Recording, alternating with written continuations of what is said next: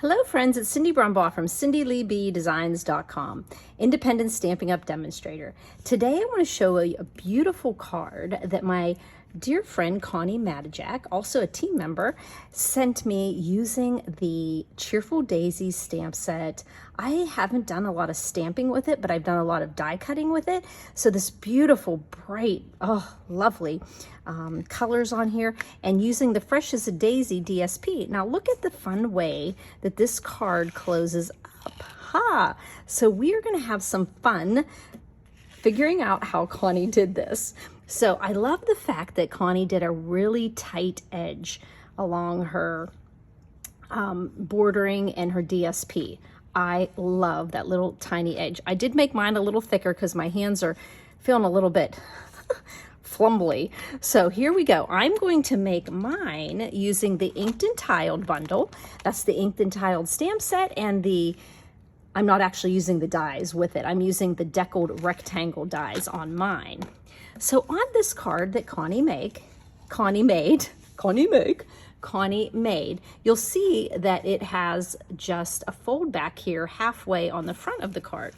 So what I did with my card is I'm gonna hide all my pieces here, and you just take your card, and this is 8.5 by 5.5, score it at 2 1/8 and 4 1/4, so that you have two equal portions here that's going to fold back on. So that's the basis of your card.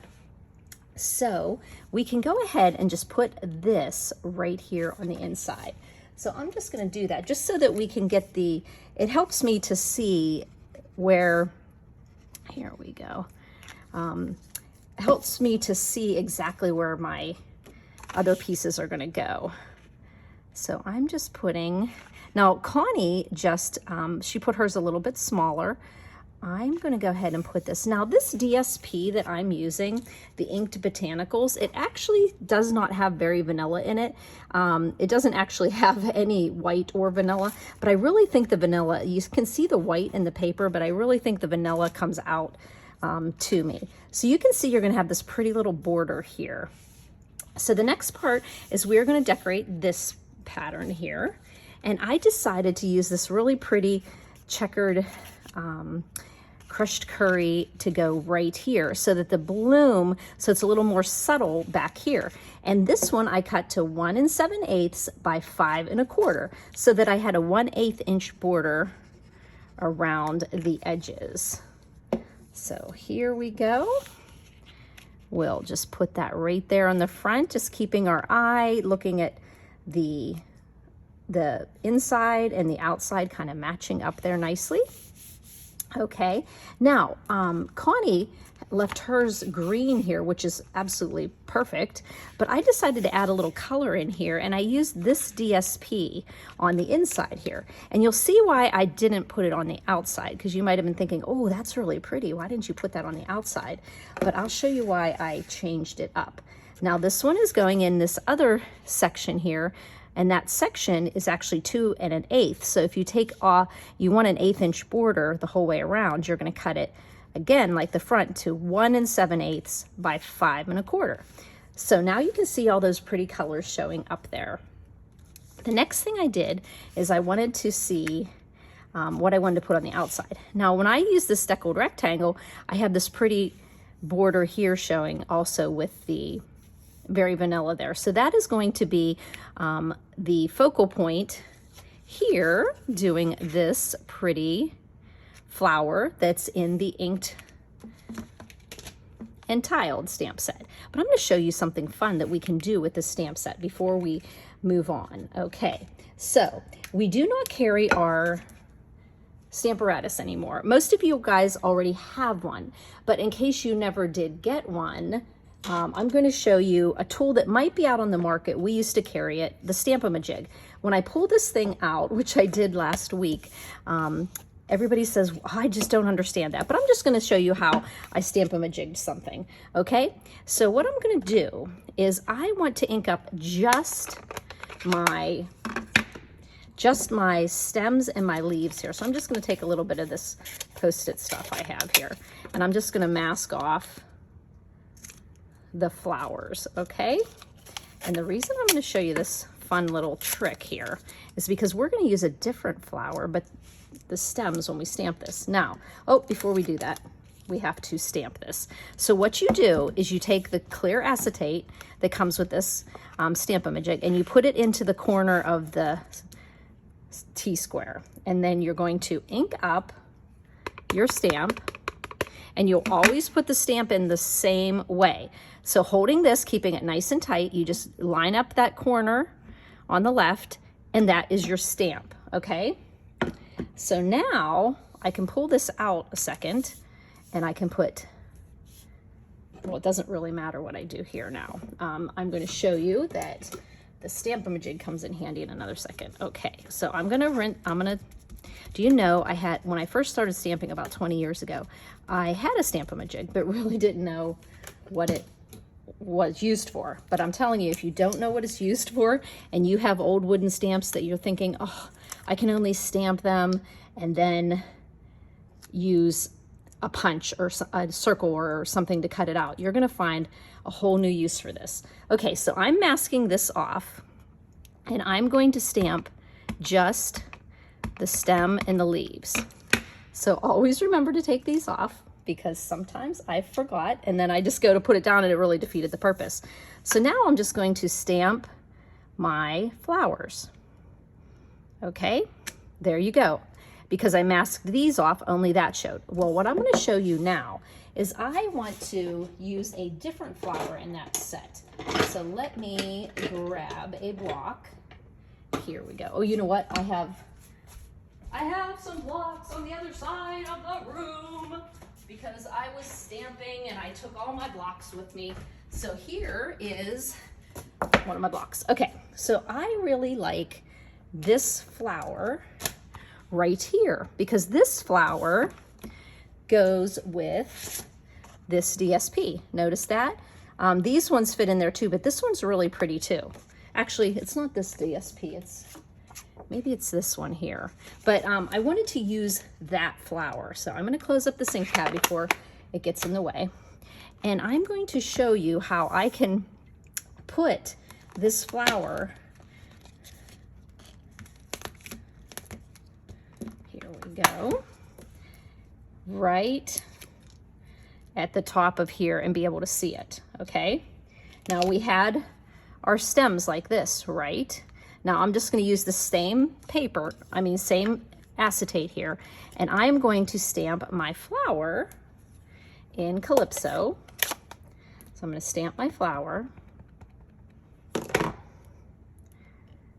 And just remember which corner goes in there. And sometimes what I'll do is I'll just, you know, mark it somehow. Like maybe I'll say that I knew this part was coming off. You just want to make sure that you know which way you put it in there. Now see, I stamped the flower, correct? Okay, now that's in the corner, and I can come back here and say, oh, I want the flower to go exactly there, okay? So I know that if I put my Stamp-A-Majig this way, it's going to stamp that flower. So I just come over here, line up my T-square, right up against that acetate, remove the acetate, ink up my flower, and remember, this piece went off to the, sorry about that, guys. This piece went off to this side, and then I can just put that right in the corner, and the flower goes exactly where I want it to go. Now let's try that again, okay? So I want to put this flower, and I want the flower to go right there so the stem's right in the middle there. Or maybe I want it to go a little bit off so that I get it off of the other flower. So I'm gonna maybe do that. Now remember, I just put this back here, keep it in place, it's holding the paper, and it's in the corner, and I can lift this out, ink up. I'm keeping that little flag coming off the top right corner. and it goes perfectly exactly where I wanted it to go. So that's a fun thing that only probably if you pick one of these up at a craft store or eBay or somebody selling, you're probably gonna get for like maybe 10 bucks at the most or something like that, so it comes in handy when you need to position a stamp. So that is another, that would be another fun, pretty flower that we could cut out and put on that card as well.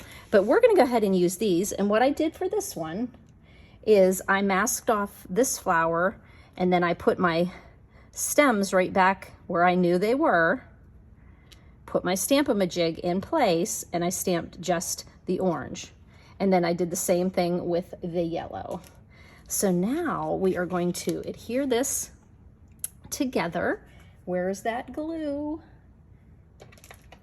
Oh, here it is right in front of me. So we're going to put some glue on here and put that on the front. I love the way those deckled rectangles actually just are like a perfect match in the little decals. Okay, so we've got that there with all three colors that you see in this pattern here. And this paper actually has a lot of patterns that have all three colors in it that are so beautiful. Okay, so we need to get this onto here, but we need to get this ribbon through here. Now you'll notice on Connie's card, there is just a hole punch right there. So I am going to do my hole punch, and I'm going to see if my hole punch is handy. And I do believe it is, but wouldn't you know, my two hole punches are very, very tiny. So I'm gonna get out this, this old tool I had. And I'm just gonna put a hole there, and that means my hole punch is, why didn't I have my hole punch ready? Where is that hole punch? Okay, I see. So I'm just gonna use, I don't know if you guys have one of these. It was an old Crop-A-Dile. So I'm going to just get this hole punched right about the middle there, and just pop down. No, actually I want it a little smaller. I think Connie has hers kind of close there. So I'm gonna like pull this a little bit, get it right about the middle, and give a nice hole there. Okay, you can use any hole punch you have. And I did it in the wrong, no I didn't. Oh, I thought I did it in the right place. I'm like, I did it in the wrong place. Okay, so we're gonna pull out this beautiful Lost Lagoon ribbon that we have back. And that ribbon that took me an hour to find today is the Lost Lagoon, and it is called Bordered Ribbon. Bordered Ribbon. I guess it does have a little bit of a stitched border on there. So what we're gonna do, we're gonna look at Connie's card, and you'll see that the ribbon goes under the front and back around. So that means it's going to go into here.